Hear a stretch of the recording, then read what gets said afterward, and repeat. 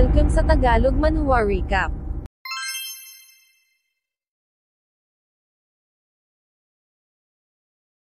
Inilahad ni Cao Zin sa kanyang isip na ang pag-temper sa physique ng mga ito ay mas mahirap pa kaysa sa pag-conquer sa kalangitan. Maaaring mayroon siyang formula, subalit ang mga materials na kinakailangan ay napaka-rare at napakahirap na mahagilap.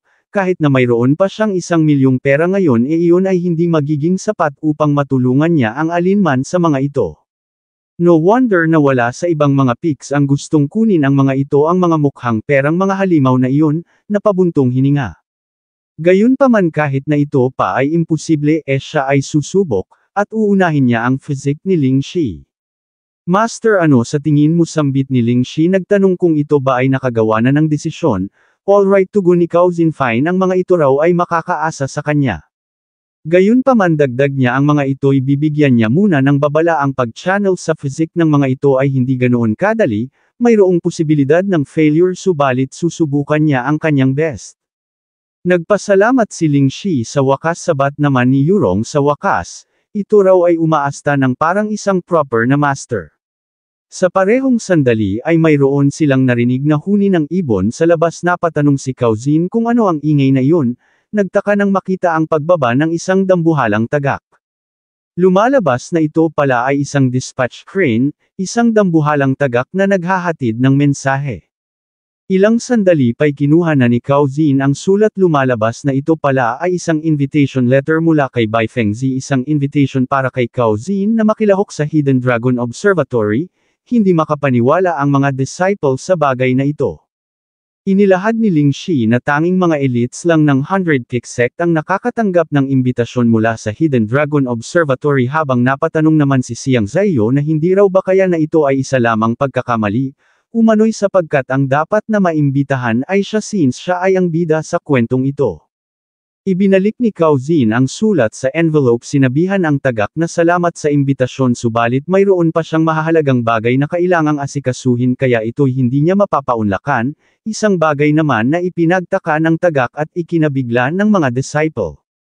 Master, saad ni Ling Shi, umano'y si Bai Fengzi ay ang siyang sect master ng 100 Kick Sect, kaya ang tanggihan nito ang imbitasyon noon ay maituturing na road. Sumagot si Cao Zin na ang pinakamahalagang bagay lang para sa kanya ngayon ay ang ma-channel ang chi pulses ng mga ito at ma-temper ang kanilang mga physique. Wala siya sa mood upang bumisita sa Hidden Dragon Observatory.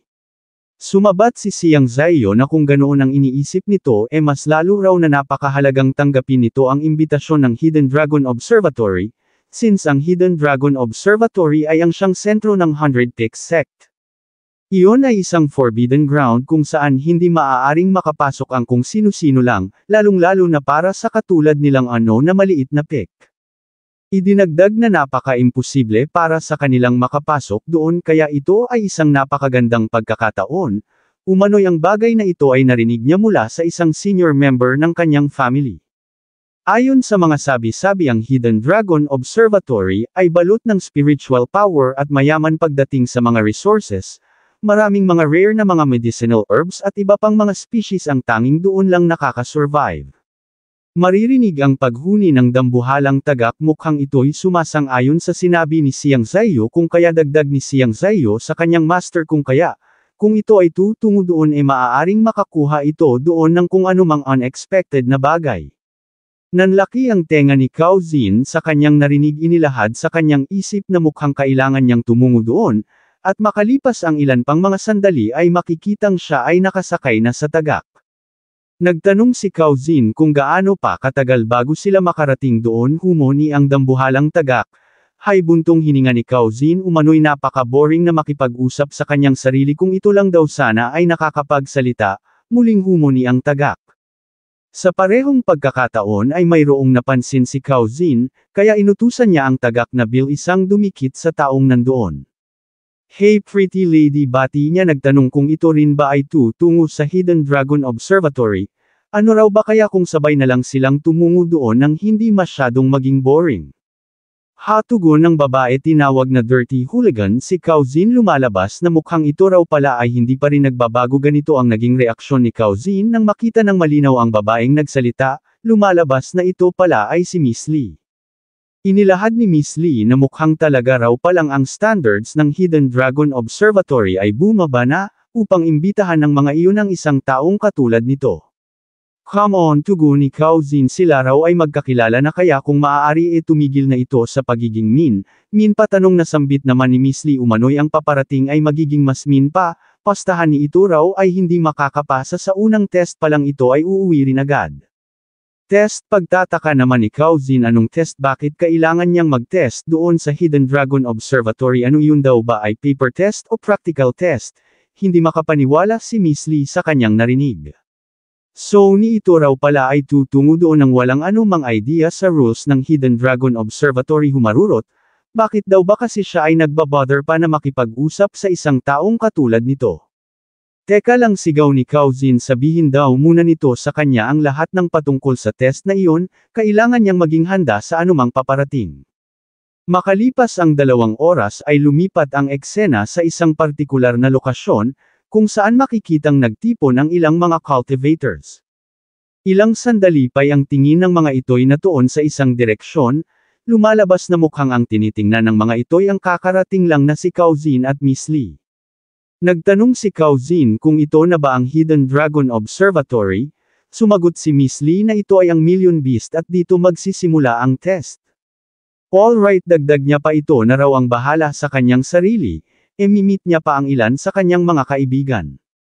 Grabe, sambit ni Cao Zin, sa kanyang isip ang babaeng ito ay talagang napakalamig, malamang ito raw ay nagagalit pa rin patungkol sa nangyari nung nakaraan, nang biglang mayroong tumapik sa kanyang balikat.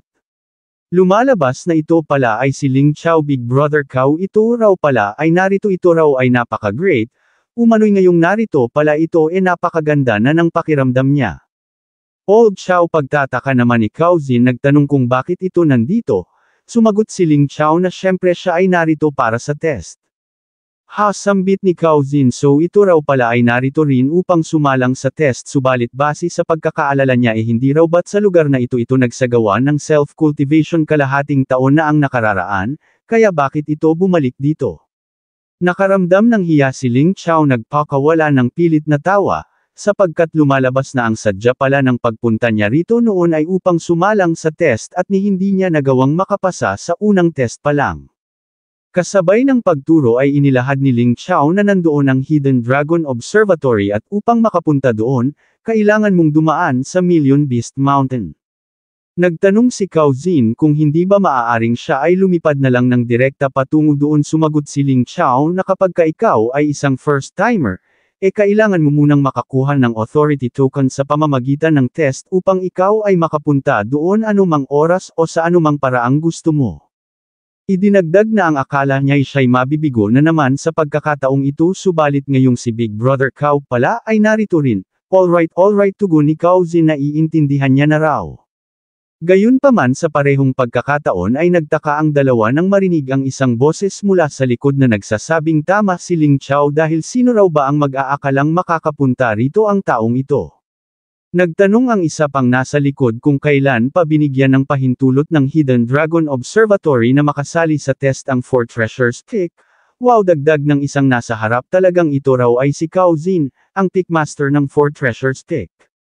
Senior brother, sambit ng malaking mama, ito raw ay magpakita ng kahit na kaunting respeto, after all ang taong ito ay isang pickmaster, subalit sinabi lang ng senior brother na kung hindi lang nito namana ang posisyon mula sa dating pickmaster, ni papaano raw ba ito magiging pickmaster sa cultivation nitong ganito kalala. Kasabay ng tawa ay nagtanong kung ang Hidden Dragon Observatory ba ay nakagawa ng pagkakamali, dahil papaanong nangyaring inimbitahan ng mga iyon ang isang mababang uring katulad nito. Dagdag niya pa nang makita ang paglapit ni Ling Chao, sinabi ni Ling Chao na hindi raw ba't ito ay si Louis Feng, isang disciple ng 62nd Pick, nagtanong kung ito ba'y hindi tinuruan ng magandang asal ng kanyang pickmaster. Ling Chao, zizay, sigaw ni Louis Feng, mind daw nito ang kanyang sariling business. Subalit sinabi lang ni Ling Chao na si Cao Zin ay isa pa ring pickmaster kahit na ito pa ay nasa panghuling pwesto, wag nitong kalimutang ito'y isang hamak lamang na disciple.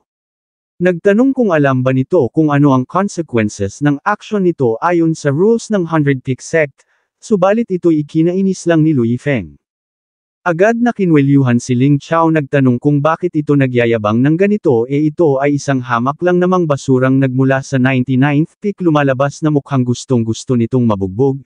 Kasabay ng pagpapakawala ng kamao ay idinagdag na ito ay isang hamak lamang na walang silbing basura, kaya ang pangahas naman nitong magbigay ng lecture sa kanya. Gayunpaman nanlaki ang kanyang mga mata, nang makitang sinalubong ni Cao Zin ang kanyang kamao gamit lang ang isang daliri. Inilahad ni Cao Zin kay Ling Chao na hayaan na lang nito ang isang ito, umano'y useless nang makipag-argue pa sa isang batang tulad nito, hindi na kailangang ito'y bumaba pa sa level nito.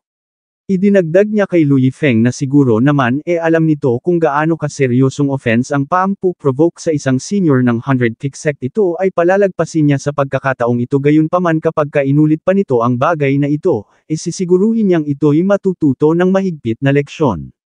Makikita ang pagkainis ni Lu Yifeng nang biglang mayroong dumating, nagsabing bawal ang gulo sa sacred na testing ground na ito, sabay utos na bilasan na ng mga ito't magtipon. Nandito na ang administrator ng Hidden Dragon Observatory sambit ng mga examinees. Idinagdag ng administrator na dito niya i-aanunsyo ang rules ng test na ito. Inilahad na ang test sa session na ito ay idadaos sa loob ng kalahating buwan. Ang sino mang matagumpay na makaalis sa bundok ay ang siyang makakapasa sa test. Mayroong napakaraming mga monsters at wild beasts sa Million Beast Mountains na mapaminsala sa mga tao. Kinakailangan ng mga itong makalampas sa 4 na gates na gwardyado ng mga disciples ng Hidden Dragon Observatory bago marating ang final point. Tandaan ng mga itong maging extra cautious. Nagulantang ang mga examinees sa kanilang narinig dahil lumalabas na ang difficulty ng test. Sa pagkakataong ito ay nag-increase ng husto. Inilahad ni Cao Zin na kaya raw pala sinabi ni Miss Li na hindi niya magagawang makapasa sa unang test pa lang. Sinabi ni Ling Chao na naaalala niya pa rin ng malinaw kung papaano siya tumakas noon kalahating taon na ang nakararaan. Nung sandaling iyon ay hindi pa ganito kalala ang test. Kasabay ng pag-angat ng kamay ay inilahad ng administrator na hindi kailangan ng mga itong magpanik. Dahil kahit na ang kabundukang ito ay mayroong napakaraming mga wild beast, ito rin naman ay mayroong hindi mabilang na mga natural resources at treasures. Ang anumang bagay na mahahanap ng mga ito sa lugar na ito, ay mapapasa kanila. Sounds good, sambit naman ni Cao Zin sa kanyang isip, mukhang tama lang daw pala ang naging desisyon niyang tumungo rito. May kung anong bagay na kinuha ang administrator sa kanyang damit, inilahad na gaya ng nakikita ng mga ito. Sa tuwing sila ay makakalagpas sa isang gate, sila ay makakatanggap ng isang Hidden Dragon token. Bawat piraso ng token na ito ay mayroong kalakip na special prize. Ano, sambit ng isa, mayroong special prize at ano naman daw ba kaya ito? Oo nga, dagdag ng isa pa, Master Administrator, maaari raw ba sila nitong bigyan ng clue? Sumagot ang administrator na hindi niya maaaring i-reveal ang Heaven Secret, daw malalaman ng mga ito kung ano sa dulo ng test. Alright, na sabi niya na raw ang lahat ng dapat niyang sabihin. Ang mga ito ay magkaroon ng ligtas na paglalakbay, at ang test nga'y opisyal nang nagsimula. Alright, Big Brother Cao, saad ni Ling Chao, sila raw ay magsimula na sa paghahanda para sa pagpasok sa bundok. Isang bagay naman na ipinagtaka ni Cao Zin, nagtanong kung anong paghahanda ang tinutukoy nito. Sumagot si Ling Chao na ang makakuha ng mga teammates. Maririnig ang ingay ng ginagawang pag-uusap ng ibang mga examinees. Senior Brother, saad ng isa, nagtanong kung sino ang kukunin nila bilang kagrupo. Sumagot si Lu Yifeng na sino pa ba? Siyempre yung mga malalaman at maaaring maging kanilang shield dahil pagdating ng tamang oras, iyon o ang mga iyon ay gagawin nilang alay sa mga wild beast. Ilang sandali lang ay mayroong lumapit, nagtanong kung maaari niya bang malaman kung ang senior brother ba na ito ay si Senior Brother Lu Yifeng. Ikinagagalak niya raw itong makita. Oo, ako nga, tugon ni Lu Yifeng. Nagtanong kung saan ito nagmula. Ang examinee ay nagpakilala bilang Liao Cao, ang third disciple ng 85th kick. Idinagdag na gusto niyang sumama kay Senior Brother Lu Yifeng sa journey na ito. Nagtanong kung iyon ba ay maaari. Liao Cao, patanong na saad ni Lu Yifeng, so ito raw ba yung tinatawag na Little Wild Donkey ng Pugilist World? Oo, kumpirma ni Cao. Senior Brother bulong ng isa, nagsabing ang isang ito ay mukhang mahina at payat, ito ay hindi makakasatisfy sa tiyan ng mga wild beast kaya i-reject na lang daw nila ito. Ngunit siya ay kinontra ni Lu Yifeng. Nagtanong kung ni ano ba ang alam nito umano'y ang Liao Cao Cao na ito ay nasa 7th section na ng Deity Bridge State at maaari nitong ma-achieve ang Golden Peel State anumang oras kapag ka na-aggravate. Ito ay ang siyang mayroong pinakamataas na cultivation level sa lahat ng mga narito kaya sino pa raw ba ang kailangan nila kung hindi ito besides? Maaari nilang magamit ang kapangyarihan nito upang turuan ng leksyon ng loser na iyon. Sa kabilang dako naman ay inilahad ni Ling Chao na hindi na ganoon karami ang mga taong natitira at wala pa rin kahit na isang lumalapit sa kanila. Sumagot si Cao Zin na iyon ay ayos lang at least kasama naman nila ang isa't isa. Hay buntong hininga ni Ling Chao lumalabas na mukhang mauulit na naman yung nangyari nung nakaraan, mukhang siya ay mabibigo na naman pagkapasok pa lang sa bundok.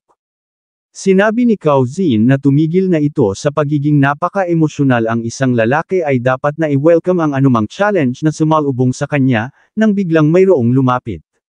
Nabigla si Ling Chao nang makitang ito ay si Li Ke at habang nakatingin kay Cao Zin, ay inilahad ni Miss Li na hindi niya lubos maisip na maririnig niyang lalabas ang mga katagang iyon mula sa bibig nito.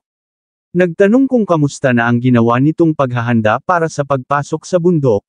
Sumagot si Cao Zin na gaya ng nakikita nito siya ay handang-handa na ang natitira na lang ay ang pagtapak sa mismong kabundukang iyon. Hasambit ni Miss Li talaga rong hindi niya matagalan ang bulag na kumpiyansa nito gayunpaman good luck, teka lang junior sisterly kesabat ni Ling Chao bakit hindi na lang daw ito makipag-team up sa kanila, natitiyak niyang kapag ka nagsama silang tatlo magagawa nilang makuha ang token at sila'y makakapasa sa test. Patawad tugon ni Miss Li subalit siya ay nakapagdesisyon ng makipag-team up sa kanyang mga kaibigan at kailangan na nilang umalis gayunpaman kapag ka ang mga ito ay naka-encounter ng anumang difficulty sa kasagsagan ng test, siya ay nakahandang tumulong. Alright tugon ni Cao Zin kung ganun salamat, at nagsimula na ngang humakbang ang grupo ni Miss Li Ke patungo sa entrance ng Million Beast Mountain. Inilahad ni Ling Chao na lumalabas na mukhang tama ito mukhang ang mga sarili lang nila ang makakasama nila. Yup tugon naman ni Cao Zin at mas maiigi nga raw ang ganito, nang biglang mayroong lumitaw na ulo mula sa isang punong nasa likod nila nagtatanong kung siya ba ay maaaring makipag-team up sa mga ito. Kasabay ng paglingon ay nagtanong si Cao Zin kung sino ito ang babae ay tila nahihiya't nag-aalangan magpapakilala na sana, nang biglang lumitaw si Lu Yifeng. Not bad saad niya mukhang ang lahat ay tumutungo sa kung saan sila dapat na nabibilang, kasabay ng pagtalikod ay nagpakawala ng malakas na tawa. Umano'y isang maliit na hipon mula sa 80th peak isang broke na lasanggo mula sa 93rd peak at isang loser mula sa 100th peak ang team daw ng mga ito ay katakot-takot, kasabay ng muling pagtawa ay idinagdag na malamang maging ang buong mundo ay magugulantang. Lu Yifeng iniis na sambit ni Ling Chao talagang tuturuan niya raw ito ng magandang leksyon kapag ka nagkaroon siya ng pagkakataon. Tinanong ni Cao Zin ang babae kung ang pangalan ba nito'y maliit na hipon, ay tugon ng babae hindi at nagpakilala bilang Xia Xiao Xiao. Xia Xiao Xiao lingon naman ni Ling Chao sa kanyang pagkabigla nagtanong kung ito ba yung parehong Xia Xiao Xiao na ang natural talent ay initially nagawang ma-attract ang atensyon ng tatlong pick masters at iba pa subalit hindi kalaunan ay na-kick out sa mga picks na iyon sa hindi matukoy na rason, kinumpirma ni Xiao Xiao na iyon nga ay siya. Si sambit ni Cao Zin kay Ling Chao tingnan nito talagang mayroong gustong sumali sa kanilang team subalit sumagot lang si Ling Chao nakalimutan na lang nito ang patungkol sa babaeng ito, dahil sa tingin niya ay magiging mas mapanganib para sa kanila na makasama ang isang burden na tulad nito. Namuo ang luha ni Xiao Xiao sa kanyang narinig sa nanginginig na boses ay nagsabing inaasahan niya ng ganito ang mangyayari, nang biglang tumayo si Cao Zin at nagsabing wag itong maging malungkot dahil ito ay sasama sa kanila. Nagtanong si Xiao Xiao kung talaga ba Big Brother Cao sigaw naman ni Ling Chao nagtanong kung ito ba ay nababaliw na, bakit idadagdag nito sa kanilang grupo ang isang burden na katulad nito. Gayunpaman sumagot lang si Cao Zin na wag itong magsalita ng ganito, dahil ang isang dagdag na tao ay nangangahulugang isang dagdag na tulong para sa kanila. Mula doon ay lumipat ang eksena sa mismong Million Beast Mountain kung saan isang pagsabog ang naganap. Lumalabas na nakasalubong ng grupo ni Miss Li ang isang wild bear beast. Kasabay ng pagcast ng isang teknik ay inilahad ni Miss Li sa kanyang mga kasamahan na wag matakot at umatras, agad na sumugod at inatake ang beast gamit ang teknik na tinatawag na Red Flaming Sword. Ang atakeng iyon ay sapat upang mapabagsak ang halimaw, napahanga ang dalawa sa kanilang nasaksihan. Senior sister saad ng babae ito raw ay napaka-awesome, isang bagay naman na sinang-ayunan ng lalaki sabay lahad na tiyak na sila'y makakapasa sa test since kasama nila ito. Habang pinagmamasdan ng nagaping kalaban ay napasabi si Miss Lee sa kanyang isip na lumalabas na totoo pala yung mga kwento patungkol sa Million Beast Mountain. Isang araw pa lang silang narito subalit ilang dosenang malalaking wild beast na ang umatake sa kanila, at iyak na ito ay mas titindi pa sa susunod na mga araw. Siya raw ay nagtataka kung makaka-survive pa yung isa, lumipat ang eksena sa ibang dako kung saan makikitang mayroong nagba-barbecue. Delicious sambit ni Ling Chow, old cow talagang ito raw ay something, hahaha ito raw ay napaka-great. Sayang lang at hindi siya nakapagdala ng anumang alak, ito raw sana ay magiging napaka-perfect. Sinabi ni Cao Zin na tumigil na ito sa pananaginip ng gising habang si Xiao Xiao naman, ay nagsabing ito'y talagang napakasarap. Big Brother Cao saad ni Ling Chow siya raw ay nabigla na ito pala ay mayroong kakayahang mag-cultivate ng isang pill na kasing magical ng isang beast repellent pill. Brother Cao umano'y sa pill na ito, tiyak na sila'y madali lang na makakalagpas sa Million Beast Mountain na ito. Sambit ni Cao Zin siya raw ay hindi makapaniwalang nasasabi nito ang bagay na ito dahil sa tingin niya ang mga wild beast na iyon ang malas kapag ka nakasalubong nila ito, hindi mo naiintindihan Big Brother Cao tugon ni Ling Chow. Inilahad na nung huling punta niya rito, siya ay na-overwhelm ng gusto ng mga iyon, kaya ang sandaling ito ay isang pagkakataon para sa kanya na makapaghiganti. So saad ni Cao Zin kay Ling Chow so ano raw ba talaga ang ginawa ng mga iyon dito noon upang ito ay mag-sneak out at saksakin sa tumbong yung mga nakasalubong nilang mga wild beast kanina, umano'y ang ginawa nitong iyon ay napaka-despicable. Kasabay ng pagbunot ng espada ay nagpaliwanag si Ling Chow nagsabing iyon ay ginawa niya lang upang mabilis nitong madispatsa ang mga iyon dahil kung sa ibang parte ng katawan niya sinaksak ang mga iyon iba ang magiging sitwasyon. Tugon ni Cao Zin kasabay ng pagsipa sa espada so iniisip raw ba talaga nitong siya ay maniniwala sa bagay na iyon, maaari naman nitong tagpasin na lang ang leeg ng mga iyon subalit mas pinili nitong gawin ang ganoon ka nakakadiring paraan, ang tumilapon na espada ay bumaon sa katawan ng isang puno. Ahehe tugon ni Ling Chow umano'y ang pagtagpas sa ulo ng mga iyon ay lubhang napaka-violent, maaaring hindi makapasa sa censorship kapag ka ganoon ang ginawa niya. Alright tugon ni Cao Zin basta't tandaan lang daw nitong wag na muling gawin pa ang ganoon ka-despicable na bagay, dahil ang beast pill repellent na nilikha niya ay hindi foolproof. Hindi magtatagal at mawawala na ang epekto nito sa susunod na pagkakataon, maaaring ang mga makakasalubong nilang mga wild beast ay mayroon ng superior level. Kung kaya mas maigi para sa kanila na maging maingat sa lahat ng pagkakataon. Alright tugon ni Ling Chow habang nagtanong naman si Xiao Xiao kung saan sila susunod na pupunta tinawag na Master Cao ang ating bida. Well tugon ni Cao Zin ayon sa mapang ito ng Million Beast Mountain yung apat na gate na nabanggit nung administrator ay maaaring nasa apat na zone na ito, nagturo ng isa umano'y karamihan sa mga examinees ay dito tumungo, kaya mas maigi kung iiwasan nila ang zone na ito. Pumalag si Ling Chow sumigaw na hindi raw ba't ang dapat nilang gawin ay isang makuha ang mga hidden dragon tokens dahil papaano kung maunahan sila ng iba, well tugon ni Cao Zin sila rin ay makakarating sa bagay na iyon subalit sa puntong ito ay hindi iyon ang dapat nilang gawing priority. Mayroong maraming mga natural materials at treasures sa kabundukang ito kaya sayang naman kung hindi sila makakakuha ng ilan sa mga iyon sa kabila ng katotohanang mayroon silang beast repellent. Besides ang mga gate na iyon ay binabantayan ng mga disciples ng Hidden Dragon Observatory kaya ang makadaan doon ay hindi magiging madali. Walang sino man ang makakapasa sa test na ito sa loob lang ng napakaikling sandali, kaya hindi raw ba't beneficial para sa kanila na hayaan yung ibang mauna ng ang bantay sa gate ay pagod na kapag ka dumating sila. OIC tugon ni Ling Chow come on dagdag pa ni Cao Zin sila raw ay tumungo na sa ibang lokasyon upang mag-explore, alright tugon naman ni Xiao Xiao. Sa kabilang dako ay napatanong ang ilang mga examinee kung ano ang nangyayari nang makita ang ilang mga nakabitin, mukhang kapwa nila mga examinee na binalot ng silk. Sa parehong sandali ay dumausdos ang isang individual, nagtanong kung mayroon bang nagngangalang Cao Zin sa mga ito. Ang tatlo'y nagulantang nagtanong kung sino ito, subalit sumagot lang ang individual na siya'y sagutin ng mga ito.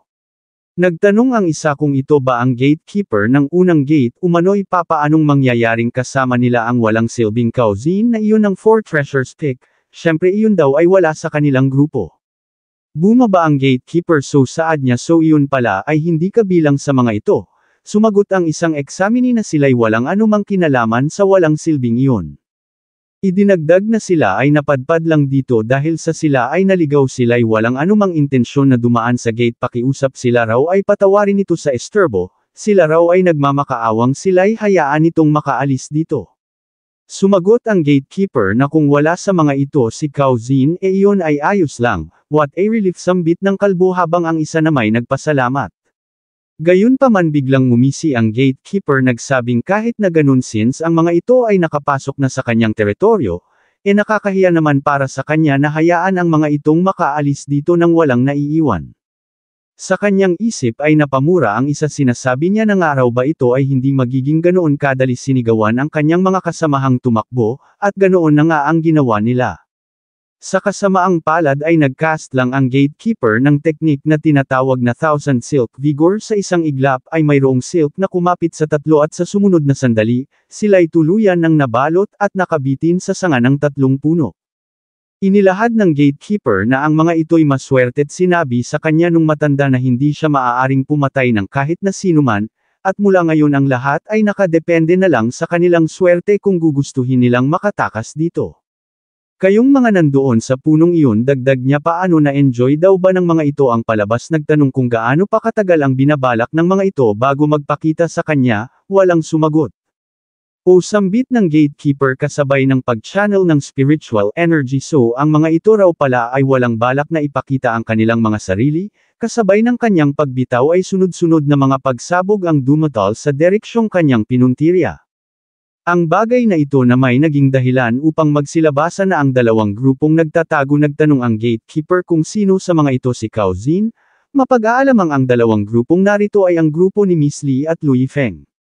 Nabigla ang tatlo sa sinabi ng gatekeeper nagtanong si Louis Feng kung sino naman daw ba ang mayroong gustong makipag-team up sa useless bomb na Kauzin na iyon, mukhang nagtaka ang gatekeeper sa kanyang narinig. Sa kabilang dako na may sunod-sunod din ang nangyayaring pagsabog at ang grupo ni Kauzin, ay makikitang tumatakbo. Kasabay ng paghalik ng sipon sa kanyang pisngi napatanong si Ling Chao kung bakit hindi tumitigil ang mga ito ni what the hell daw ba ang mga ito. Sumigaw si Kauzin na gusto niya ring malaman, bakit mayroong ganitong uri ng nilalang sa gubat na ito. Ang mga bilog na bagay na ito'y nagpatuloy sa paghabol sa kanila ilang sandali pa'y maaabutan na si Kauzin ng isa at kasabay ng pagragasa ng nilalang na ito sa kanila, ay dali-daling lumihis ang tatlo upang makaiwas. Patamblang ang ginawang paraan ni Kauzin upang ma-recover ang kanyang balanse nakipagtitigan sa bilog na nilalang, brother sambit ni Ling Chao nagtanong kung ano ba talaga ang bagay na ito, ilang sandali pa'y dumating ang dalawa pa. Nabigla si Kauzin nang ni-reveal ng mga ito ang kanilang tunay na anyo ang mga ito raw pala ay mga wombats, nagtanong si Ling Chao kung anong uri ng halimaw ang wombats na ito. Kasabay ng binabalak na muling pagsugod ng wild beast na ito ay sumigaw si Kauzin kay Ling Chao na bakit daw ba kasi nito sinasaksak sa tumbong ang anumang wild beast na makita nito ngayon tingnan nito ang resulta ng pinaggagawa nito, bilasan na raw ng mga itong tumakbo. Makalipas ang isang oras ay mukhang kumalma na ang sitwasyon sa isang partikular na lokasyon ay maririnig ang boses ni Kauzin, nagsasabing siya'y hindi makapaniwalang mayroong napakaraming mga miracle herbs sa bundok na ito. Ito ay great dagdag niya pa umano'y ang mga miracle herbs na ito ay napakalaking tulong sa kanya, kailangan niyang kumuha ng mas marami pa. Thus, ganoon na nga ang ginawa niya Big Brother kausaad ni Ling Chao nagtanong kung gaano pa nito katagal binabalak magtagal sa pangungulekta ng mga herbs, nagtanong kung kailan sila mag-a-attempt na lumagpas sa gate. Gayunpaman sumigaw lang si Kauzin na tumigil na ito sa pagiging anxious pinagalitan si Ling Chao umano'y sa tingin niya'y kailangan nitong ayusin ang ganitong ugali nito, napapigil ng tawa si Xiao Xiao. Inilahad ni Ling Chao na alam niya rong ito'y hindi nakakaramdam ng anumang anxiety dahil tingnan mo nga raw naman ang ginagawa nito ito ay namimitas lang dito ng mga herbs na tila ba walang anumang pakialam sa test ito ay parang isang matandang physician, siya raw sana ngayon ay nakakuha na ng orb resido. Sumagot si Cao Zin na wag itong mag-alala dahil tutulungan niya itong makuha ang bagay na gusto nito sa tamang panahon, makikitang humakbang si Ling Chao patungo sa kung saan. Idinagdag ni Cao Zin na ang mga ito'y walang dapat na ipag-alala since siya ay kasama nila rito, bukod pa dun ano raw ba ang dapat na ipagmadali. Umano'y mas maigi kung ang mga ito'y tumulong na lang sa kanyang mamitas ng dagdag na mga herbs dito. Gayunpaman sa parehong sandali ay kapansin-pansin ang reaksyon ni Xiao Xiao Master sa ad niya sabay turo sa isang partikular na direksyon. Isang bagay naman na ipinagtaka ni Cao Zin, nagtanong kung ano ang problema, kasabay ng pagtayo ay nagtanong kung nasaan si Old Xiao. Tinakpan ni Xiao Xiao ang kanyang mga mata, lumalabas na mukhang mayroon na naman palang binabalak na marumi si Ling Xiao. Nagulantang si Cao Zin na patanong kung ano na naman ang binabalak nitong gawin. You idiot, sambit ni Cao Zin sa kanyang isip kasabay ng pag-extend ng espada ni Ling Xiao. Inatake sa tumbong ang wild beast, ito'y lumingon at nagbigay ng masamang tingin kay Ling Xiao. Idiot, sigaw ni Cao Zin, nagtanong kung ito ba ay nababaliw na ilayo nito ang kanyang espada. Ahehe, sambit ni Ling Xiao sa wild beast, ito raw ay isa lamang misunderstanding, pakiusap. Ito raw ay magpatuloy ng kumain, subalit mukhang hindi kumbinsido ang wild beast at nagpakawala ng roar. Oh no, sambit ni Cao Zin nang makita ang paglitaw ng dalawa pa, takbo, sigaw niya.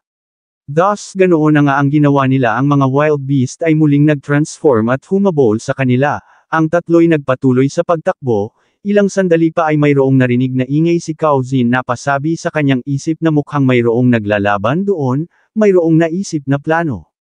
Sa kabilang dako ay makikitang bagsak ang mga kasamahan ni Miss Li, ganoon din ang mga kasamahan ni Lui Feng. Not bad, sarkastikong lahad ng gatekeeper sa dalawa. Ang mga ito raw ay nararapat na bigyan ng reward, kasabay ng pag-ihip ay ang pag-release sa kanyang mga silk.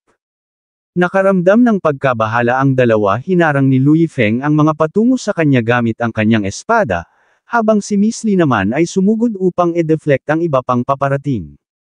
Isang atake pa ang pinakawalan ng gatekeeper at though nagawa itong manullify ni Miss Li, ay ramdam niya ang tindi ng atake. Napasabi sa kanyang isip na ang taong ito ay talagang napaka-makapangyarihan, habang nagtanong naman si Lui Feng kung nababaliw na ba ang taong ito. Interesting, saad ng gatekeeper, nagtanong si Miss Li kung ano ang kailangan nito, habang sinabi naman ni Lui Feng na sila'y hindi nito maaaring patayin. Inilahad ng gatekeeper na kailangan niyang pasalamatan ang mga ito dahil kahit na hindi niya nagawang mahuli si Cao Zin, ibinigay ng mga ito sa kanya ang matagal niya nang hinahanap na aliw. Kung kaya dagdag niya pa kasabay ng kanyang tawa, ang mga ito ay maging kanyang prey. Nagulantang si Miss Li, ito raw pala ay isang gagamba, huwag kang lumapit, paulit-ulit na sambit ni Lui Feng. Umatake ang gatekeeper gamit ang kanyang mga matutulis na gagambang paa na gawang makaiwas ni Miss Li, habang si Lui Feng naman, ay basag ang espada. I'm dead, sambit ni Lui Feng nang makita ang isa pang matulis na paang patungo sa kanya. Hindi sambit niya sa kanyang isip, siya'y hindi maaaring mamatay rito. Tumama ang matulis na paa ng gagamba sa dibdib, gayunpaman, mapag-aalamang ito ay dibdib ng junior brother ni Lui Feng. Inilahad ni Lui Feng na ito'y hindi niya makakalimutan. How vicious, sambit ng gatekeeper, habang si Miss Li naman ay hindi makapaniwalang ginawang pangharang ni Lui Feng ang kanyang kasamahan, bagsak ang junior brother. Inilahad ng gatekeeper na ito'y nagiging mas interesting pa. Lui Feng, sigaw ni Miss Li, papaano nito nagawang isakripisyo ang buhay ng kanyang junior brother upang iligtas lang ang kanyang sarili, papaano nito haharapin ang kanyang faction? Sumagot si Lui Feng na likas sa mga kalalakihan ang paggawa ng harsh na desisyon, kaya ano naman daw ba ang alam ng isang babaeng tulad nito patungkol sa bagay na ito? Don't worry, sabat ng gatekeeper, dahil iyon ay hindi niya pinatamaan sa lethal na parte, kaya ito ay hindi pa mamamatay sa ngayon. Ano, sambit ni Lui Feng, ang pangahas naman daw nitong gawin silang tanga, subalit ngumisilang ang gatekeeper sabay sabing gayunpaman, hindi niya maa-assure kung ang mga ito ba ay makakasurvive sa susunod niyang atake. What the hell, sambit ni Lui Feng sa kanyang isip kasabay ng paglingon-lingon, nasaan na ang Liao Cao Cao na iyon, bakit iyon ay bigla na lang nawala? Makikita ang pagsilip ng isang figure sa likod ng katawan ng isang malaking puno. Muling umatake ang gatekeeper habang sa likod naman ng puno, ay desperadong itinatago ni Cao Cao ang kanyang sarili upang makaiwas na gawing pangharang ni Lui Feng. Tinamaan si Lu Yifeng sa balikat, si Miss Li ay nagawang makailag subalit nadaplisan sa paa. Junior Sister Li Ke patakbong lapit ni Lu Yifeng umano'y ang Spirit Spider na ito ay nasa 9th section na ng Deity Bridge State sila ay hindi mananalo kapag sila ay hindi nagtulungan, subalit sumigaw lang si Miss Li na wag itong lumapit sa kanya no way na siya ay makikipagtulungan, ayaw niyang maging pangharang nito. Sumagot si Lu Yifeng na tumigil ito sa pagiging stupid umano'y sinusubukan niya lang itong tulungan. Sa muli ay sumigaw si Miss Li na lumayo ito sa kanya gayunpaman sa parehong sandali ay nakaramdam siya ng pamamanhid, lumalabas na ang paa pala ng gagamba ay mayroong venom. Ano sambit naman ni Lu Yifeng napatanong kung ano ang nangyayari bakit hindi siya makagalaw. Inilahad ng gatekeeper na tapos na ang pag-aaliw oras na upang tapusin ito, nang biglang lumitaw ang grupo ni Cao Zin.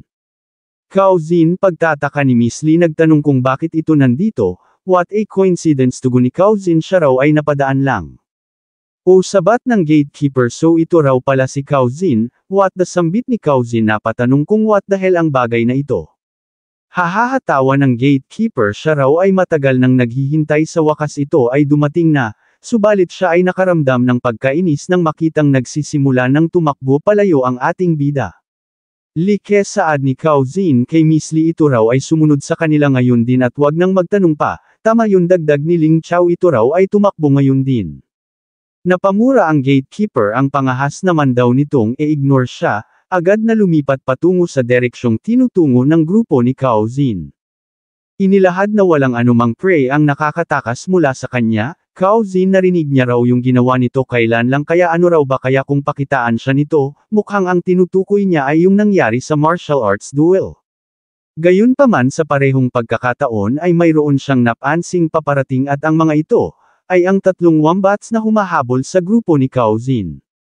Teka lang pagtataka ng gatekeeper ito raw ba ay puwet, nagulantang sa vicious na pagland ng tatlong wild beast. Ano sambit ng gatekeeper sa kanyang isip ang mga ito raw ba'y ginalit ng mga idiot na iyon nagtanong si Miss Li kung ano ang mga ito, subalit sumagot lang si Cao Zin na tumigil na ito sa pagtatanong kailangan muna nilang tumakas dito ngayon din. Napansin ni Miss Li na naglaho na ang pamamanhid na gagawa niya ng may galaw ang kanyang katawan, Cao Zin takbo ni Lu Yifeng siya raw ay hintayin ito. Sinigawan ng gatekeeper ang tatlong wild beast na wag hamarang dahil ang mga iyon ay kanyang prey. Subalit ito'y ikinainis lang ng tatlo't agad na sumugod patungo sa kanya. Sambit ng gatekeeper so talaga raw palang gusto ng mga itong mabugbog agad na umatake. Sa kasamaang palad ay wala siyang anumang naidulot na pinsala sapagkat ang mga ito'y napakatigas. Siya ay lumikha ng distansya sabay release ng mga venomous thread sa kanyang mga daliri upang pigilan at e-trap ang mga ito gayunpaman ang nagawa niyang mahuli ay ang wild beast na nasa unahan lang.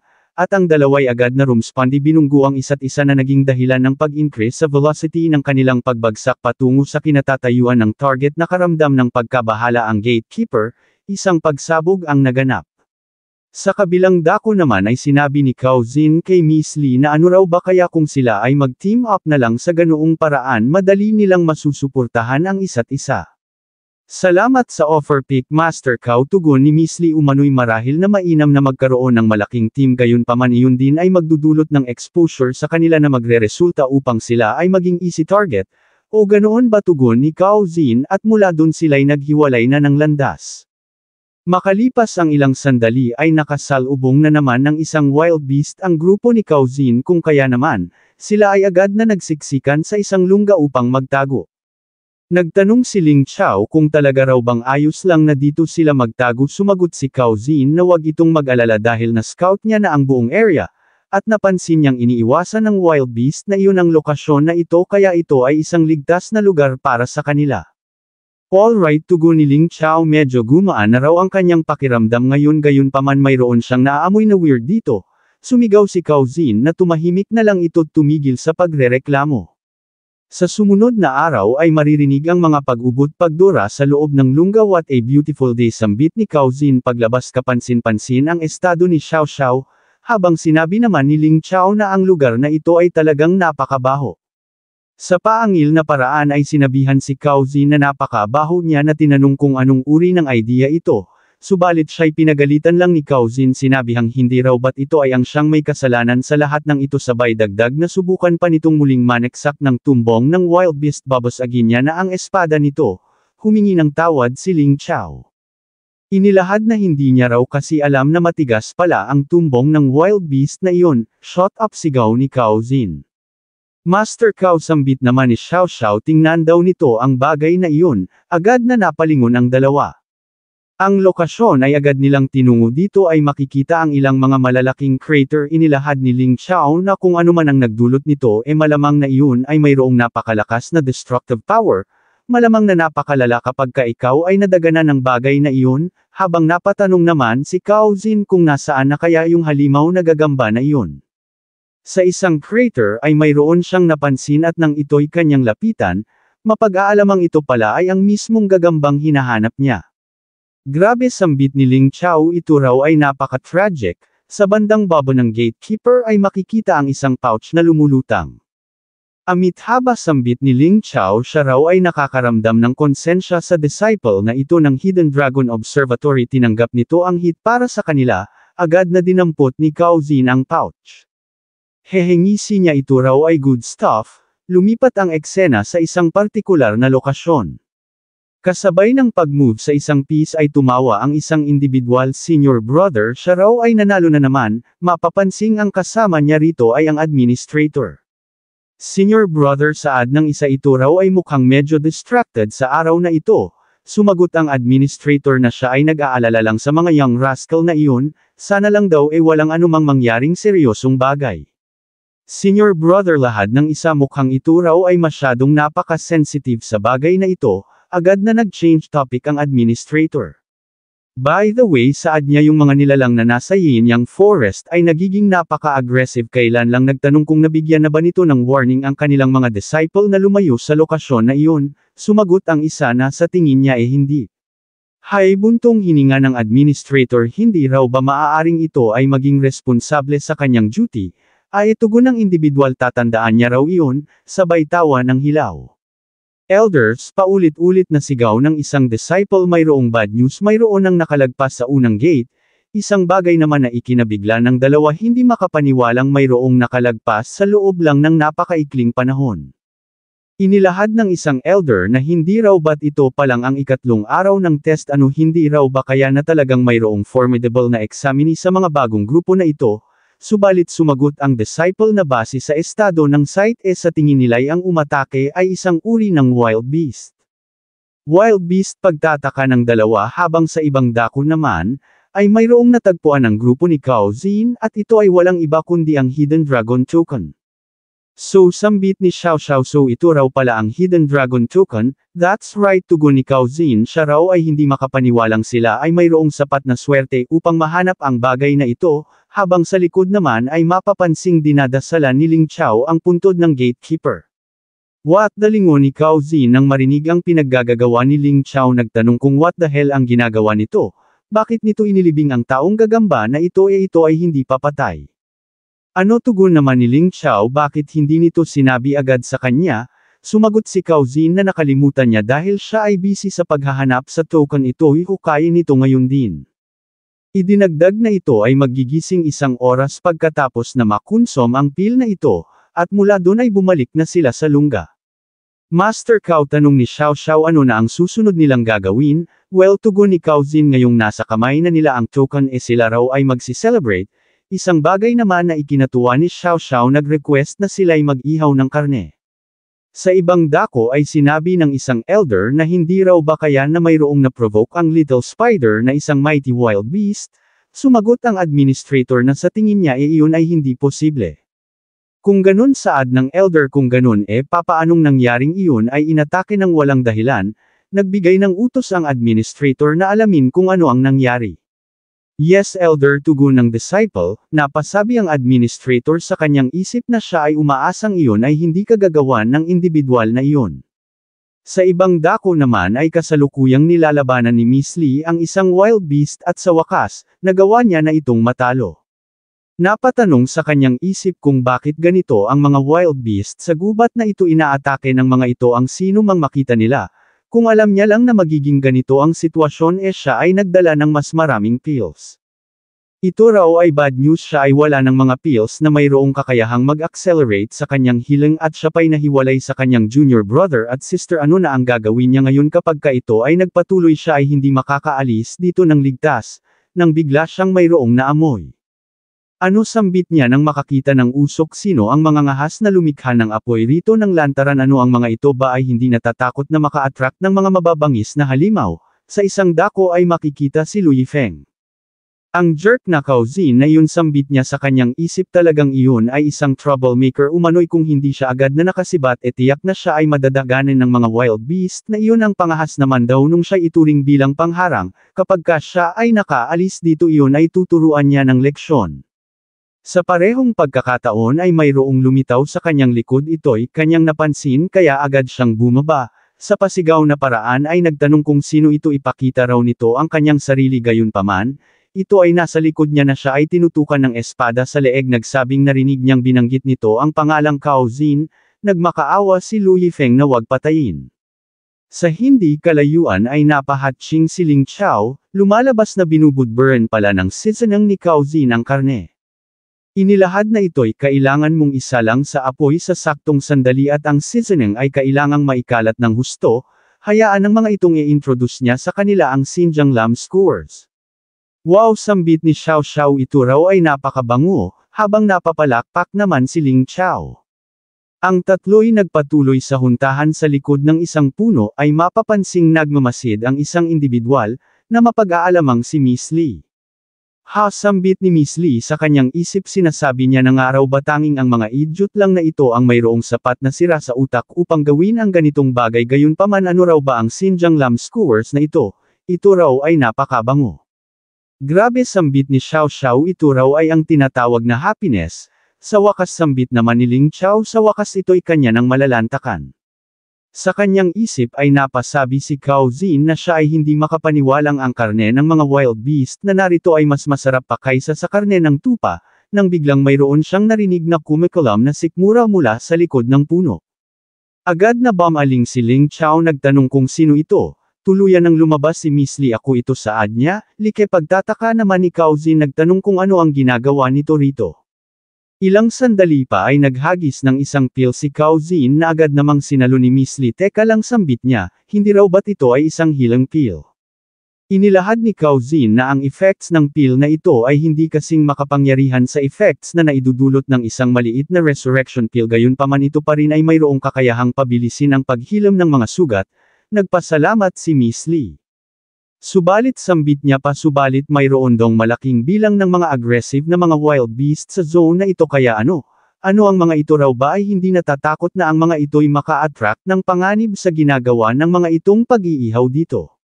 Ano tugon ni Ling Chao? Sabay lahat na iyon ay ayos lang dahil sila ay mayroong secret weapon, kaya iyon ay hindi magiging problema para sa kanila. Secret weapon? Pagtataka naman ni Miss Li na tuon ang atensyon sa ibaba. So ang mga ito raw pala ay gumagamit ng mga pills bilang panggatong. Grabe, sambit niya sa kanyang isip, ito raw ay napakabango, nagpaliwanag si Cauzin. Inilahad na ang mga ito ay tinatawag na beast repellent pill. Kapag sinunog ito ay magre-release ng unique na halimuyak, isang amoy na hate ng mga wild beast, at kapag naamoy, ang mga beast na iyon ay lalayo. Ngunit sambit ni Miss Li, ngunit hindi raw ba't ang pagsusunog ng ganito karaming ganitong pill ay pagsasayang? Not really, tugon naman ni Cauzin, since ang mga materials na kinakailangan sa pag-refine ng mga pill na ito ay hindi naman mahal, sabay offer ng 2 tuhog ng inihaw na karne. Si Miss Li ay agad na tumikim. Grabe, ang kanyang lobby raw ay medyo namamanhid. Anong uri ng flavor ito? Ito raw ay napaka-great. Sambit naman ni Cauzin, ito raw ay dahil sa mayroon siyang ihinalong espesyal na pampalasa. Inilahad ni Miss Li na siya ay mahusay sa pagluluto kaya sa tingin niya ay walang pampalasa na hindi niya alam. Well, sabat ni Cauzin, sa tingin niya ay normal lang na hindi nito alam ang pampalasa na ito. Sinabi ni Miss Li na siya ay hindi naniniwala rito dahil kailanman ay hindi niya narinig na ang Pickmaster ng Four Treasures Peak ay magaling sa pagluluto. O sambit ni Cauzin, so lumalabas na siya raw pala ay kilalang kilala nito. Nonsense, tugon ni Miss Li, siya raw ay walang ganoon kalaking bakanteng oras upang alamin ang patungkol sa hamak lamang na 100 tick. Ngumisi si Cao Zin. Xiao Xiao saad ni Ling Chao nagtanong kung kaya ba nitong ubusin ang kanyang share umano'y ang mga babae ay hindi kailangang kumain ng marami upang ma-maintain ang kanilang figure. Ngunit sumagot lang si Xiao Xiao na siya ay bata pat nasa stage pa ng pagdidevelop, kaya kailangan niya ng maraming nutrients. Nag-insist si Miss Lee kay Cao Zin na sabihin sa kanya kung ano ang pampalasa na ginamit nito na dahilan upang ilabas ni Cao Zin ang isang bagay. Ito raw ay isang sili umano'y matagal-tagal din bago niya ito nahanap sa palengke.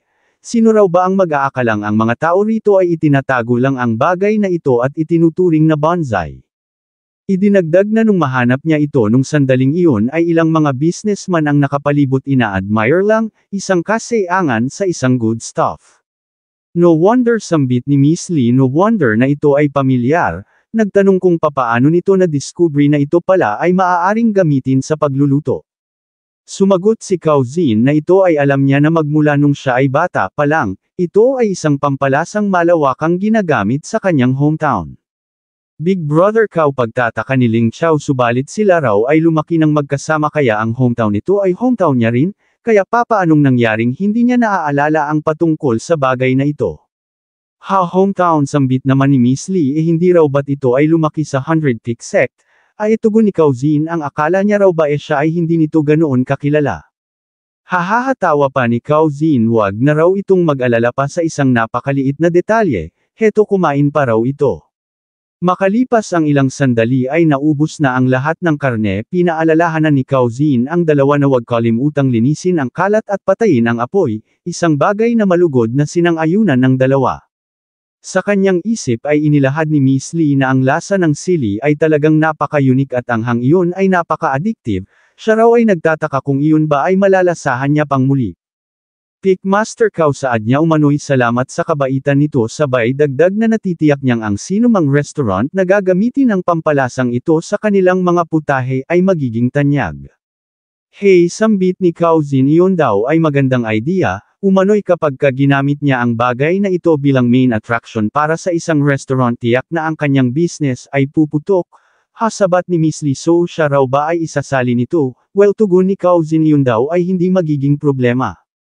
Nagtanong siya kung ano na ang susunod na plano nito sumagot si Miss Lee na since gumanda na ang pakiramdam niya ngayon pagkatapos na makonsum yung pill na ibinigay nito kailangan niyang hanapin ang kanyang junior brother at sister. Siya ay nag-aalala sa mga iyon kaya sila raw ay magkita na lang muli. Kung ganun saad ni Cao Zin kung ganun dalhin nito ang mga pil na ito maaaring ito ay kakailanganin ng mga iyon. Ano sambit ni Miss Lee sa kanyang isip na patanong kung ang taong ito ba ay mayroong napakaraming pera o sadyang may sira lang sa utak, dahil papaanong nangyayaring bibigyan siya nito ng ganito karaming napaka-precious na healing medicine. Mula doon ay nagpatuloy na ang grupo ni Cao Zin sa pag-usad at sa puntong ito, isang pack ng mga wolf beast ang nakasalubong nila. Come on sigaw ni Ling Chao tikman daw ng mga ito ang lasa ng kanyang espada, subalit hindi niya napansin ang isa pang wild beast na nasa likod niya. Ito ay agad na sumugod isang bagay naman na ikinaalarma ni Cao Zin I'm dead sambit ni Ling Chao sa kanyang isip sapagkat huli na nang ito'y kanyang mapansin gayunpaman sa parehong sandali mayroong tumulong patak ng tubig sa kanyang ulo, lumalabas na ang wild beast pala'y nasa itaas niya na nakakulong sa isang water-based technique. Ano sambit ni Ling Chao sa kanyang pagtataka na patanong kung ano ang nangyayari, lumalabas na ito pala ay kagagawa ni Xiao Xiao. Makalipas ang ilang sandali ay pinakawalan na ni Xiao Xiao ang wild beast good job Xiao Xiao sambit ng dalawa, well tugon ni Xiao Xiao umano'y masarap sa pakiramdam na siya ay nakatulong. Sa ginawang iyon ni Xiao Xiao ay nakaramdam ng pagkabahala ang iba pang mga wild beast agad na nagsitakbuhan. Sa kasamaang palad ay biglang gumamit ng isang lightning art si Cao Zin upang kuryentehin ang mga ito. Ano sambit ni Ling Chao brother Cao ito raw pala ay mayroong ganito kalakas na teknik bakit ito'y hindi nito ginamit kanina, madali lang para sayo na magsalita saad ni Cao Zin. Anong problema pagtataka naman ni Ling Chao ano ang teknik daw ba na iyon ay mayroong side effects, sumagot si Cao Zin na siya ay ayos lang. Inilahad sa kanyang isip na sa kanyang kasalukuyang cultivation level ay mahirap para sa kanya na gumamit ng labis na lightning power, kailangan niya nang i-upgrade ang kanyang cultivation level sa lalong madaling panahon. Makalipas ang ilan pang mga sandali ay naglabas ng isang furnace si Cao Zin. Inilahad ni Ling Chao na ang peel furnace na ito ay napakaliit, idinagdag ni Xiao Xiao na ito ay napaka-cute. Master Cao, saad niya nagtanong kung anong peel ang binabalak nitong e-cultivate, sumagot si Cao Zin na fragrance transforming peels. Ito raw ay isang napaka-unique na uri ng peel, at ang katawan ng mga wolf na iyon ay ang siyang pangunahing sangkap para sa peel na ito. Wow, sambit ni Xiao Xiao, kung ganun ito raw ay incredible, sabay dagdag na ito palang ang unang pagkakataon na makakakita siya kung papaano mag-cultivate ng mga peels. Nagtanong si Cao Zin kung ito ba ay interesado sa pagko-cultivate ng mga peels. Hindi tugon ni Xiao Xiao, sadyang siya raw ay curious lang, siya raw ay napaka-stupid kaya natitiyak niyang hindi niya matututunan ang ganitong bagay. Inilahad ni Cao Zin na wag nitong i-look down ang kanyang sarili dahil ito ay napakahusay ni nagawa nga raw nitong mailigtas si Old Xiao. Oo, tama yun, dugtong ni Ling Chao. Well, saad ni Xiao Xiao, yun daw ay dahil sa mayroong lake sa malapit, iyon ay ang siyang tumulong sa kanya, sabay paliwanag na mayroong malaking limitation sa kanyang skills, ang kanyang skills ay walang silbi kung walang tubig sa malapit. Sambit ni Ling Chao, so ito raw pala ang dahilan kung bakit hindi masaya rito yung dating mga master nito. Muling nagsalita si Cao Zin. Sinabihan si Xiao Xiao na wag mawala ng pag-asa dahil yung limitations na sinasabi nito iyon ay pakiramdam lang nito, dahil hindi pa nito nauunawaan ng lubos ang core technique para sa water-based technique. Core technique, pagtataka naman ni Xiao Xiao nang biglang maririnig ang isang tawa. Sa isang sanga ay makikita ang isang individual. Interesting, saad niya, umano'y ang isiping ang mga ito'y nasa mood pa rin na mag-cultivate ng peel sa ganitong lugar at sa ganitong sitwasyon, ito raw ay interesting.